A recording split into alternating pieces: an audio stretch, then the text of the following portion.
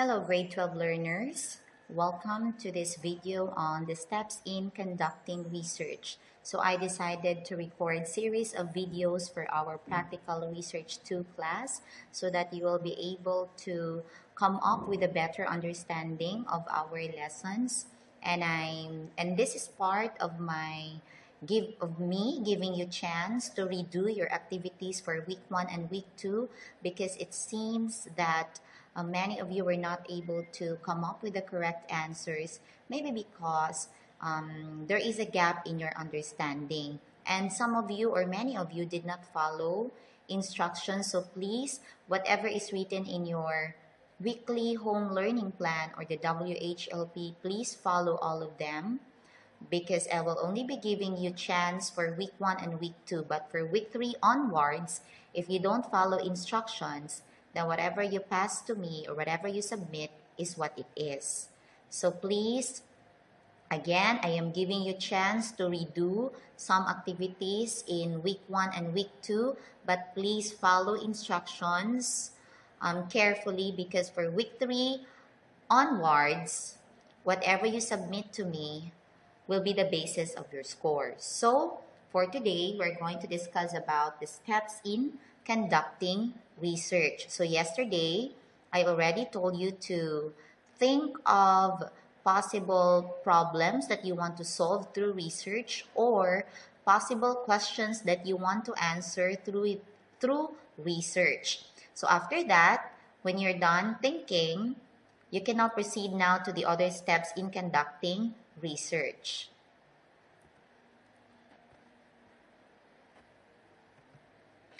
So step 1 is, of course, as what I've said yesterday, it is selection of the problem, or not just problem, but it can also be in a form of questions. So you can do this by reading professional journals or academic journals, reading magazines and periodicals, and then you can also have research summaries. You can read research summaries and find some things from there.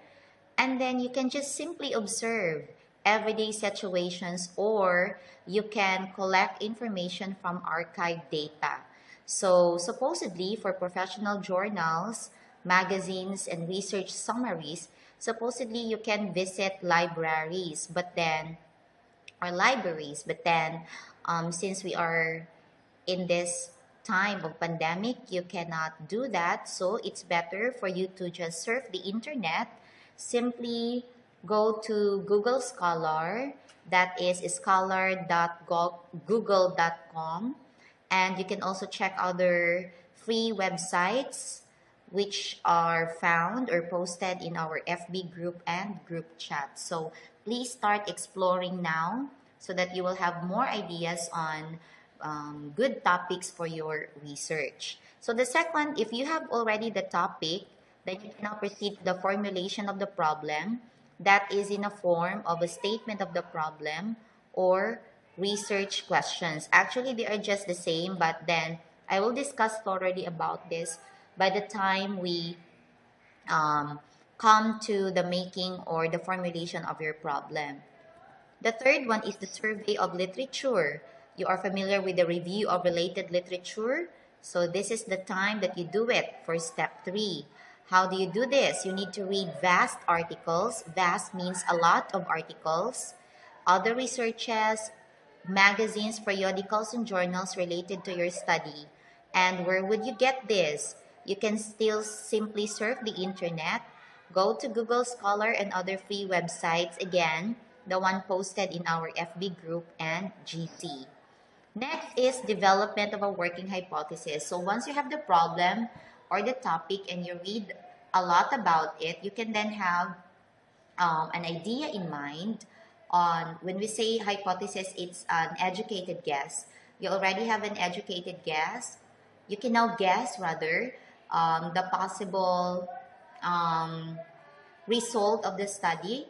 Like for example, if you decide to study about qualities of a teacher affecting the learning of the learners, and then based on your reading, you will see that yes, it's really true that the personal qualities of a teacher a teacher being friendly, a teacher being motherly, has an effect to the learning of the learners, then that could be your hypothesis that really there is a relationship between personal traits of a teacher and learners' learning. The next one is when you're done with that, you can now proceed to step 5, which is preparing the research design. And this is about whether you conduct qualitative research or quantitative research. So these two things will be discussed later, still in the same video. But for now, I want you to remember that practical research 1 subject is for qualitative and practical research 2 subject is for quantitative, or others would read these words as qualitative and quantitative. Again, practical research 2 is quantitative or quantitative. For step 5, the things that you need to consider is how much time do you have. Remember that qualitative requires more time compared to quanti. So it's good that we have quantitative this time because it doesn't really require so much time from you. And also, how much cost can you afford? Because in qualitative, it is most more costly rather than quanti. So you will get to know about those things later as we move through our subject. Then next is determining sample design. What sample design is most appropriate to use? Would it be random sampling or stratified sampling? This will be discussed also later in your modules as we go through our subject. And finally, when you're done, you are now ready to collect the data. There are different ways of collecting data. For qualitative research, if you remember, I'm sure you conducted interviews, observation, and those things are not applicable for quantitative. For quantitative research, all you have to float, all you have to give to your respondents are questionnaires and surveys. If you remember, maybe you have answered already a questionnaire, somewhat like asking you, how much do you like being in OCSAT, for example? Or OCSAT is the best school in the city, and then you would be asked to rate 5, 4, 3, 2, 1. Is it strongly agree, neutral, disagree, and strongly disagree? That is the kind of data instrument, part of your data collection, which will be used in quantitative. No more interviews for this kind of research. Only questionnaires, survey forms rather. Then finally, you get to execute the things that you have planned.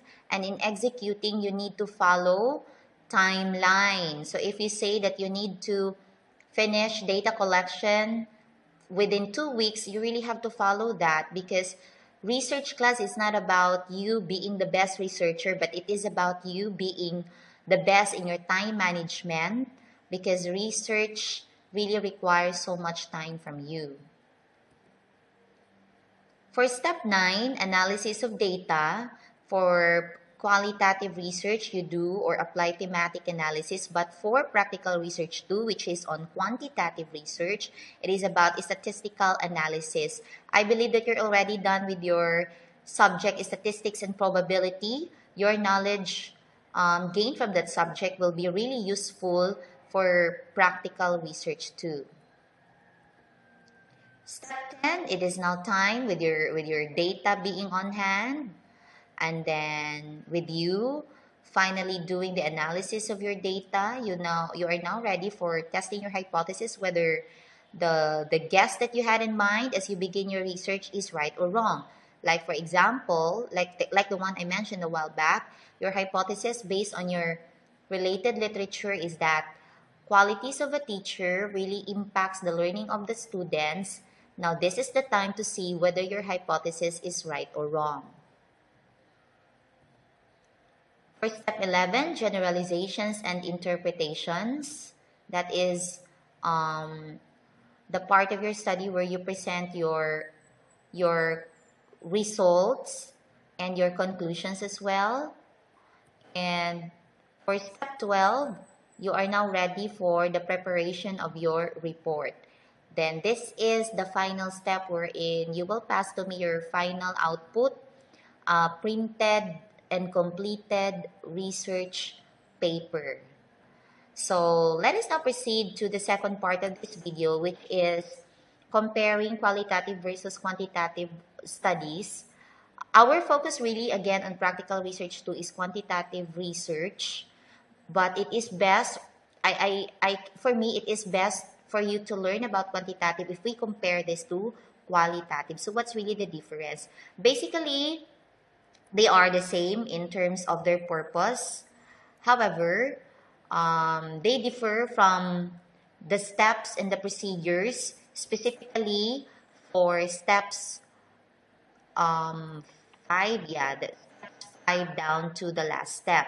Again, practical research 1 is for qualitative research method, and for practical research 2 is for quantitative research method.